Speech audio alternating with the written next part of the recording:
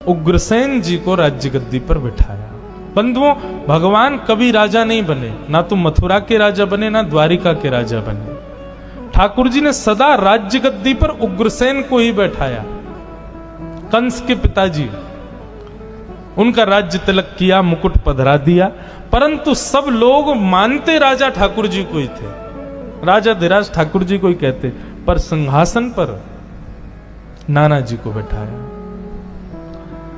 भगवान पूरी मथुरा को व्यवस्थित करके उज्जैन पढ़ने के लिए गए, सांदीपनी गुरुकुल, और वहां सांदीपनी उपाध्याय से भगवान ने संपूर्ण वेद अध्ययन किया। वहीं पर ठाकुर जी को एक मित्र मिले, उनका नाम सुदामा, जिनकी कथा हम कल सुनेंगे। सुदामा जी महाराज से भेंट हुई। ठाकुर जी लौट करके वापस आए। भगवान का मुंडन हो गया था विद्यालय में, चौड़ी चोटी रखी ठाकुर जी ने, बढ़िया लंबी शिखा ठाकुर जी ने धारण की। लौट करके आए। ठाकुर जी अब राजकुमार हैं मथुरा के। ठाकुर जी के चेहरे पर वो नूर नहीं है, वो प्रसन्नता नहीं है। क्यों? ब्रज की बड़ी याद आती है। अपने कक्ष की खिड़की में से केवल वृंदावन को देखते रहते हैं ठाकुर जी। परसों की कह के गए, बरसों हो गए, वृंदावन नहीं गए।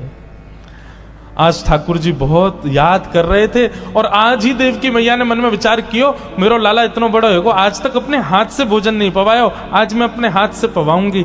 बलराम जी से पूछा, लाला को कहा पसंद है, जल्दी बता। बोले मैया लाला को तो एक ही चीज पसंद है। बोले कहा, रोटी के बीच में मक्खन धर दो, वहां मैंने एक मिश्री डाल दो, वो खवाए दो, वही लाला को प्रिय लगे। यशोद, आज देवकी मैया ने 56 भोग बनाए, परंतु एक किनारे में माखन मिश्री सजाई के अपने हाथ से लेके जा रही हैं। आज अपने लाला को पहली बार अपने हाथ से प्रसाद पवाने के लिए।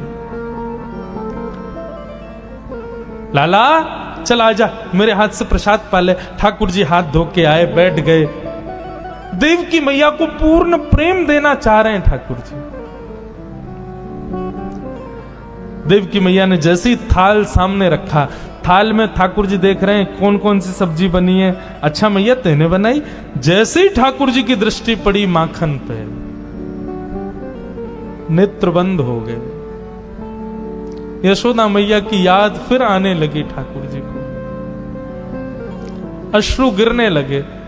देवकी मैया अपने हाथ में कवल लेके बैठी, बोले लाला मुंह खोल, खवाऊं तो को। ठाकुर जी इतने रोए, रो करके दौड़े और बलराम जी से जाकर के लिपट गए। बलराम जी भी रोने लगे, ठाकुर जी भी रोने लगे, देवकी मैया भी रोने लगी। वसुदेव जी से जाके बोली, देखो ना, समझाओ कृष्ण को, बहुत रोता है। तब वसुदेव जी ने कहा, हमारो इतना अधिकार ना है, हम तो जाने भी ना है कन्हैया को कहा अच्छो लगे कहा बुरो लगे। अगर कन्हैया को सखा उद्धव जाके समझाएगा तो शायद मान जाए। वसुदेव जी ने उद्धव जी से कहा, तुम कृष्ण को समझाओ ना, बहुत रोता है। उद्धव जी महाराज कौन है बंधुओं? बृहस्पति के शिष्य हैं, बुद्धि में बहुत प्रबल हैं, ज्ञानी नाम अग्रगण्यम, यदि कह दिया जाए तो कोई अतिशयोक्ति नहीं। वृष्णी नाम प्रवरो मंत्री कृष्णस्य दैतः सखा, शिष्यो बृहस्पतिर साक्षात उद्धवो बुद्धि सत्तमा। बहुत विद्वान है उद्धव जी। उद्धव जी गए, ठाकुर जी को कक्ष में लेके अंदर से किवाड़ बंद की। ये परब्रह्म है। पूरे विश्व को ठाकुर जी आप सिखाते हैं कि चीज से डी अटैच होना सीखो, व्यक्ति किसी चीज में आसक्ति मत रखो, किसी वस्तु से आसक्त मत हो। और ये परब्रह्म की दशा देख रहा हूं मैं, जिसकी भ्रगुटी पर तीनों लोग नाचते हैं, आज वो उन गंवार ब्रजवासियों के लिए रो रहा है।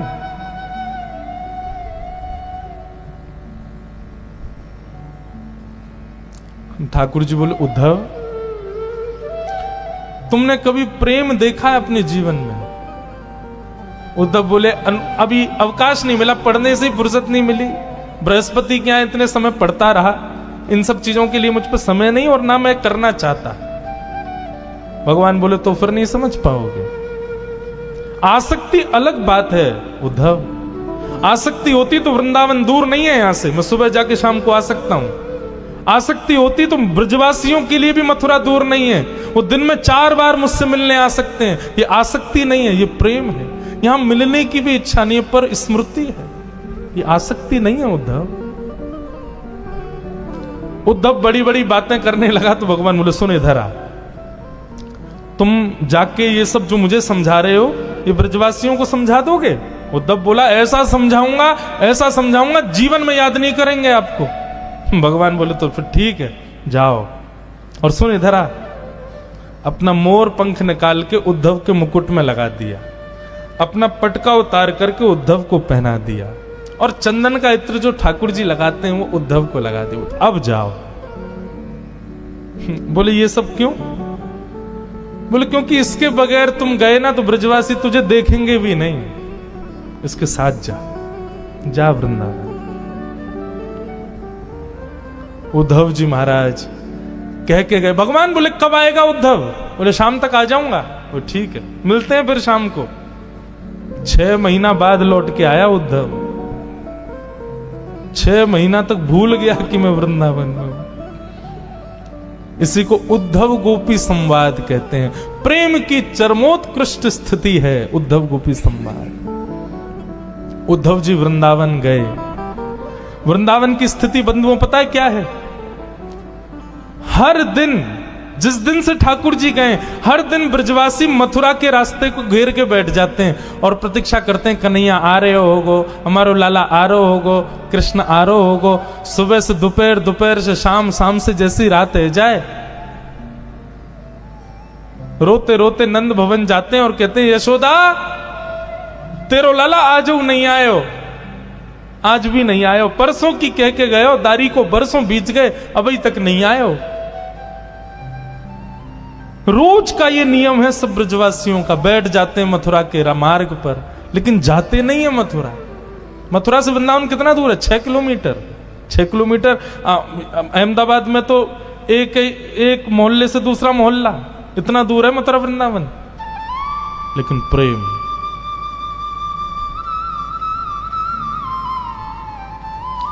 आज जैसे उद्धव जी का रथ आता दिखा, ओहो, रथ देखते ही मानो ब्रजवासियों के प्राण आ गए। सब दौड़ गए, बोले अरे लाला आगो, कन्हैया आगो, हमारो कन्हैया आगो, हमारो श्याम सुंदर आगो, हमारो मधुसूदन आगो।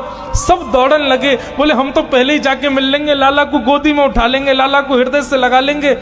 ठाकुर जी का सबसे प्रिय मित्र मधुमंगल नेत्रों से आंसू गिर रहे हैं, मेरो कन्हैया आगो, मेरो लाला आगो। श्री दामा ठाकुर जी का दूसरा मित्र एक वृक्ष के नीचे थोड़ी दूर तो दौड़ा, फिर वृक्ष के नीचे बैठ गया। मधुमंगल बोलो अरे तू बैठ क्यों क्यों? ठाकुर जी आगे, हमारो लाला आगे, चलना जल्दी।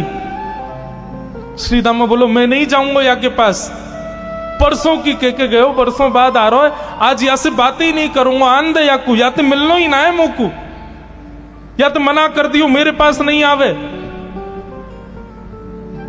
मधुमंगल बोलो तू है जा नाराज, हम तो जा रहे हैं। श्री दामा को छोड़ सब दौड़ने लगे तो श्री दामा चुपके से देखता है सब ब्रजवासी दौड़ रहे हैं। अरे ये मुझसे पहले लाला को पकड़ लेंगे, मुंह से पहले स्पर्श कर लेंगे, मुंह से पहले गले लगा लेंगे, मुंह को वो सुख नहीं मिलेगा। श्री दामा दौड़न लगो। मधुमंगल बोलो अरे अब क्यों दौड़ रहे हो? तू तो मना कर रहा हो ना, नहीं मिलेगा लाला से, फिर क्यों आ गए हो? श्री दामा बोलो अरे मधुमंगल नाराज बाद में है जाऊंगा, पहले लाला को हृदय से तो लगा लो। इतनी पीड़ा, इतनी वेदना सही है बरसों तक हमने, आज लाला को अंक में तो भर लूं, एक बार गले लगा के फिर रूठ के चलो जाऊंगा, फिर नहीं मिलूंगा ऐसे। रथ बीच रास्ते में ही घेर लिया सब ब्रजवासियों ने। रथ का पर्दा हटा करके जैसे ही उद्धव जी बाहर आए, ब्रजवासियों ने उद्धव को देखा ही नहीं। ब्रजवासी सब अभी भी रथ के अंदर ही झांक रहे थे कि पर्दे के अभी ये कोई सेनापति आया है, कृष्ण अभी भीतर बैठे होंगे। सब उचक उचक के देख रहे थे। उद्धव जी बोले जय श्री कृष्ण। मधुमंगल श्री राम बोले हाँ भैया जय श्री कृष्ण, किनारे हटना तू, जल्दी खोल, लाला को बुला बाहर। उद्धव बोले और कोई नहीं है रथ में, मैं ही आया हूं, मैं कृष्ण का सखा हूं, मेरा नाम उद्धव है। श्री कृष्ण आप सबको बहुत स्मरण करते हैं, इसलिए उन्होंने मेरे द्वारा आप सबके लिए पत्र भेजा, स्मृति पत्र भेजा। जैसे ही ब्रजवासियों ने सुना स्मृति पत्र भेजा है,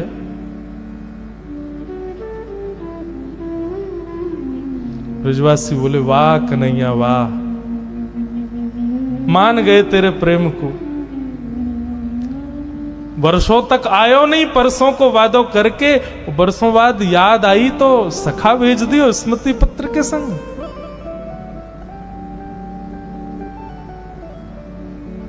लेकिन अब किससे कहें, उद्धव से क्या कहें ब्रजवासी? मानो मधुमंगल श्रीदामा तो वहीं बैठ गए। उद्धव ने कहा क्षमा करें पर मुझे शीघ्रता है, आप ये बताएंगे कि नंदरानी यशोदा का घर कहां है? मधुमंगल बोला नदी दिख रही है, इसके किनारे किनारे चले जाओ, इस नदी का जहां उद्गम है ना वही है नंदरानी यशोदा का घर। बोले नदी का उद्गम घर से? नदी तो पहाड़ों से आती है, घर से कौन सी नदी आती है? मधुमंगल बोला तुम नहीं समझोगे। रोज कृष्ण विरह में ब्रज की गोपियां नंदरानी यशोदा आपस में मिलजुल करके कन्हैया की लीलाओं का चिंतन करती हैं, रुदन करती हैं। वर्षों से रो रही उन गोपियों के नेत्रों के अश्रु नदी बन के बह रहे हैं। उद्धव जाओ, इसका उद्गम जाए वही नंद भवन।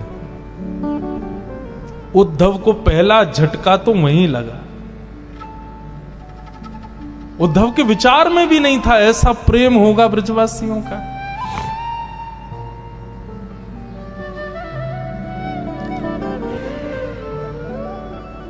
उद्धव जी महाराज गए, यशोदा मैया से मिले, नंद बाबा से मिले। स्थिति वर्णित की नहीं है। भागवत में फिर एक गीत आता है, उसको भ्रमर गीत कहते हैं। बहुत सुंदर प्रसंग है बंधुओं ये उद्धव ब्रज गमन। गोपियां आपस में चर्चा कर रही हैं, उद्धव बैठ करके सुन रहे हैं। कोई गोपी कह रही है कल तो कन्हैया ने मेरी मटकी फोड़ दी। मैंने कही अरे लाला तेने मटकी क्यों फोड़ी? बोले तू नहा के ना आई ना, या मेरे तो नवा दियो मैंने। कोई गोपी कुछ बता रही है, कोई गोपी कुछ बता रही है। सबकी बातें उद्धव सुन रहे हैं। सबके बीच में बैठी श्री जी, किशोरी जी, राधा रानी से किसी गोपी ने पूछा, बोले श्री जी हम सबके स्वप्न की बात आप सुन रही हो, आप अपने स्वप्न की भी तो बताओ, आपके स्वप्न में श्याम सुंदर कैसे आते हैं? किशोरी जी मंद मुस्का के बोले तुम बड़ी सौभाग्यशाली हो कि तुमको स्वप्न आता है, क्योंकि तुमको नींद आती है। पर जादना से कन्हैया गयो है, मेरी तो नींद ही वाके संग चली गई, मुझको सपने ही ना आवे। नींद ही ना आवे तो सपनों कैसे आवे गो, और सपनों ना आवे तो तुम्हें बताऊं कैसे? ये सब भाव बैठ करके उद्धव सुन रहा है। तब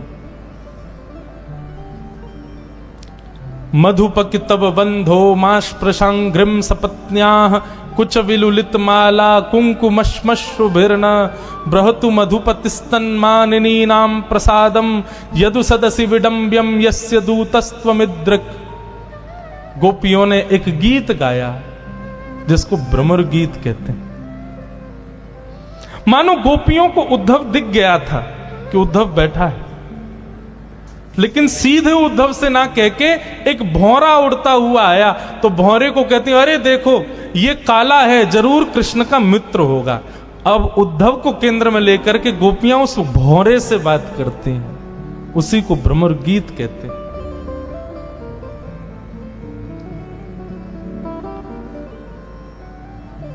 उद्धव जी महाराज गोपियों के चरणों में बैठ करके उनकी प्रेम की चर्चाएं सुन रहे हैं।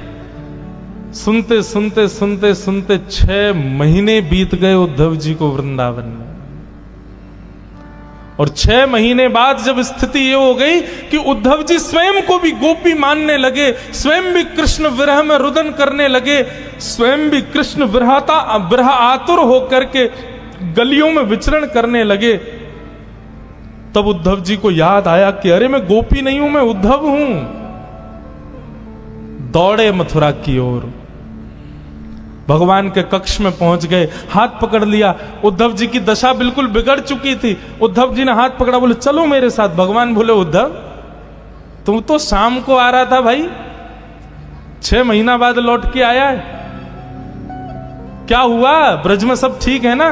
तू तो कह रहा था ब्रजवासियों को बड़ी शिक्षा दे के आऊंगा, भूल जाएंगे आपको, ऐसा ऐसा बड़ी बड़ी बातें, क्या रहेगा, कहां गया सब? उद्धव घुटनों पे गिर गया, रोने लगा, बोले नाथ क्षमा कर दो, मैंने ज्ञान से श्रेष्ठ कभी किसी को नहीं माना, पर आज मैंने समझा कि जीवन का उद्देश्य तो ये प्रेम है जो ब्रजवासी आपसे करते हैं नाथ। मैं आपसे हाथ जोड़ के प्रार्थना करता हूं, भीख मांगता हूं, मुझे बस एक बात दे दो, एक वचन दे दो। ठाकुर जी बोले क्या चाहिए बता? आप ब्रज से बाहर मत जाओ, नहीं है जरूरत महाभारत युद्ध की, नहीं है जरूरत गीता ज्ञान की, आप कहीं मत जाओ, आप ब्रज में रहो। इन ब्रजवासियों को छोड़ने को आपका अधिकार नहीं है ठाकुर जी, मर जाएंगे आपके विरह में। ये वचन दे दो मुझको बस, आप मत जाओ कहीं, मैं संभाल लूंगा सब, आप रहो वहीं पे। देवकी को मैं संभालूंगा, वसुदेव जी को मैं संभालूंगा, पूरी द्वारिका नगरी मैं बसाऊंगा, सब कार्य आपके जो है सब मैं करूंगा, पर आप इन ब्रजवासियों के पास रहो, आप इनसे दूर मत जाओ। ठाकुर जी ने हृदय से लगा लिया, कस लिया उद्धव को। बोले उद्धव तुझे पता है मैंने तुझे वृंदावन क्यों भेजा? क्योंकि तू ज्ञानी तो बहुत है लेकिन प्रेमी नहीं था, अब तू प्रेमी हो गया। सुन, नेत्र बंद कर। उद्धव जी ने नेत्र बंद किए, वो बोले अब खोल के देख। जैसे ही खोल करके देखा तो पूरा ब्रजमंडल ठाकुर जी के कक्ष में ही बैठा था। मधुमंगल, श्रीदामा, सब गोपियां सब ठाकुर जी के चारों तरफ बैठे थे। उद्धव बोला ये सब क्या हो रहा है नाथ? ठाकुर जी बोले ये सब मुझसे दूर कभी नहीं रहते उद्धव, ब्रज सदा मुझ में बसता है और मैं सदा ब्रज में ही बसता हूं, हम कभी अलग नहीं होते। मुझे क्यों भेजा फिर ब्रज? ठाकुर जी बोले केवल प्रेम सिखाने के लिए, क्योंकि आगे की यात्रा में तू मेरे साथ रहने वाला है, तू ज्ञानी तो बहुत है, प्रेमी नहीं है, इसलिए प्रेम पढ़ाने के लिए।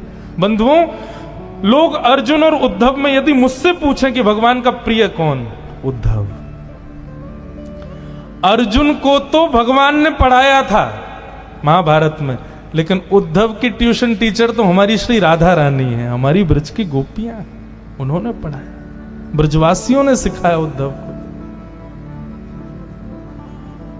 अद्भुत है उद्धव।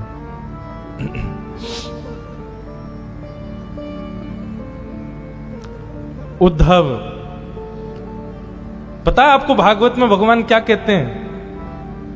उद्धव के विषय में भगवान कहते हैं वो मैं ही हूं, वो मुझसे अलग नहीं है। यदि कभी तुमको उद्धव मिल जाए तो यही समझना श्री कृष्ण है, उसको प्रणाम कर लेना। और ये बात कब लागू हुई? जब उद्धव ब्रज चला गया, वृंदावन चला गया। वृंदावन से आने के बाद उद्धव का वो निर्माण हुआ। ठाकुर जी कहते हैं मेरा ही स्वरूप, मेरा ही तदनुरूप है।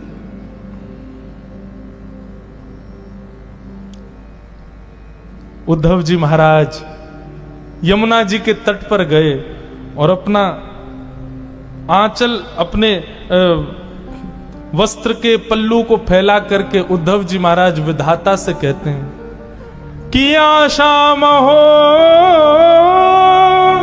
चरण रेणुज श्याम हम श्याम, वृंदावने किमपि गुलमलतोषधीणा। हे विधाता, आप पूरी सृष्टि को बनाते हो, आप सबके कर्म के अनुसार उसको दूसरा जन्म देते हो। ये उद्धव आपसे प्रार्थना करना चाहता है, मेरे सत्कर्मों के फलीभूत यदि आप मुझे पुनर्जन्म देना चाहते हो, मेरी एक ही इच्छा है, मेरा जप, नियम, तप, साधन, भजन, सबसे मुझे एक ही वरदान चाहिए कि मुझे अगला जन्म इस वृंदावन में देना। और एक और बात, मुझे मानव मत बनाना, एक वृक्ष बनाना।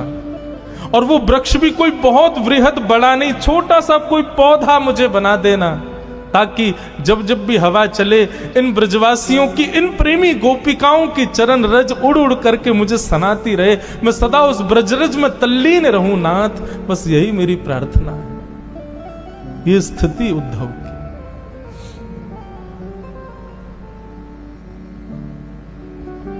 ऐसे उद्धव जी को हम प्रणाम करते हैं। उद्धव जी की एक विशेषता है बंधुओं, आपको पता है जब द्वारिका में यदुवंशियों को संतों ने श्राप दिया कि संपूर्ण यदुवंश नाश हो जाए, तो सारे यदुवंशी गए भगवान के पास और भगवान से कहा आप दुनिया के श्रापों को दूर करते हो, आपके खुद के परिवार को श्राप लग गया, ठाकुर जी इसको दूर करो। भगवान बोले सोचने दो। अब यदुवंशियों में उद्धव भी आता, उद्धव कोने में ही बैठा था। भगवान बोले एक उपाय है। बोले क्या? बोले हमारे सौराष्ट्र में एक शंकर जी का मंदिर है, उसका नाम है सोमनाथ। ये सोमनाथ मंदिर जो है ये श्रापों को दूर करने के लिए प्रसिद्ध है। बोले कैसे? तब भगवान ने कथा सुनाई। बोले चंद्रमा जो है ना, इसके ससुर जी हैं दक्ष, दक्ष की बेटियों से इनका ब्याह हुआ है, परंतु चंद्रमा सबसे ज्यादा रोहिणी नाम की पत्नी से प्रेम करते हैं। तो बाकी की पत्नियों ने अपने पिता से आके शिकायत कर दी, बोले कि आपका दामाद एक ही उससे रोहिणी से ही प्रेम करता, हमसे नहीं करता। दक्ष प्रजापति ने श्राप दे दिया, बोले कि तुम बहुत अपने रूप का अभिमान करते हो, जाओ तुम अपने रूप से विहीन हो जाओ। चंद्रमा ने कहा ससुर जी आपने हमको श्राप तो दे दिया, लेकिन ये नहीं विचार किया कि मैं स्वरूप से विहीन हो जाऊंगा तो सारी पत्नियां, सारी बेटियां आपकी विधवा हो जाएंगी। दक्ष बोले ये तो मैंने सोचा ही नहीं। तब क्या करें? तब चंद्रमा ने आकर के यही सौराष्ट्र में तपस्या की, तब महादेव प्रकट हुए। तब महादेव ने कहा ठीक है 15 दिन तक आप अपने ससुर जी के श्राप में रहोगे, आपका रूप घटेगा, पर उसके बाद 15 दिन का हमारा आशीर्वाद रहेगा, आप पुनश्च अपने रूप में आ जाओगे। तो एकम से अमावस्या तक चंद्रमा श्राप में रहते हैं और पूर्णिमा तक फिर आशीर्वाद में रहते हैं। ये कथा भगवान सुना रहे हैं अपने सब कुल के लोगों को, यदुवंशियों को। बोले ऐसा भैया सोमनाथ है तो चलो नाव की व्यवस्था करो, द्वारिका से सब लोग नाव में बैठ करके सौराष्ट्र जाएंगे, सोमनाथ भगवान का पूजन करेंगे, ब्राह्मणों को दान करेंगे और फिर वहां सोमनाथ भगवान हमारे श्राप को नष्ट कर देंगे।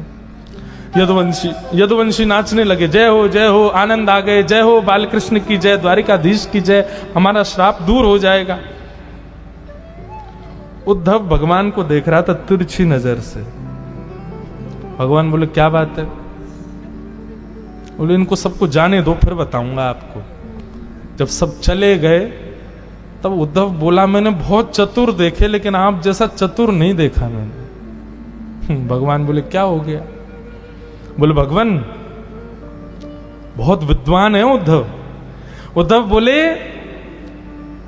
ये श्राप लगना, मोक्ष मिलना, पाप होना, पुण्य होना, सूतक लगना, पातक होना, ये सब वहां होता है जो ब्रह्मा ने सृष्टि बनाई है। ब्रह्मा की बनाई हुई पृथ्वी पर ये सब चीजें लागू होती हैं। और आपकी जो द्वारिका नगरी है ना, इसको विश्वकर्मा ने बनाया है, ये ब्रह्मा के द्वारा बनाई हुई नगरी नहीं है, इसलिए यहां किसी को श्राप नहीं लगता। भगवान तुरंत उठे, उद्धव का मुंह बंद के बोले चुप, बिल्कुल शांत, ये बात यहां से बाहर नहीं जानी चाहिए।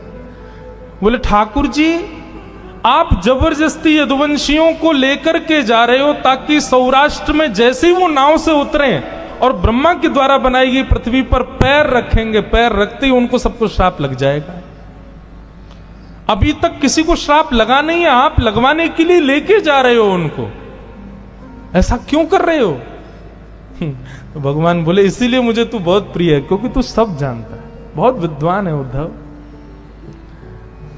बल का अहंकार है इन यदुवंशियों को। मैं इनके रिश्तेदार हूं, मैं इनका कुल का व्यक्ति हूं, भगवान इनके कुल में, इसका मद है इन लोगों को।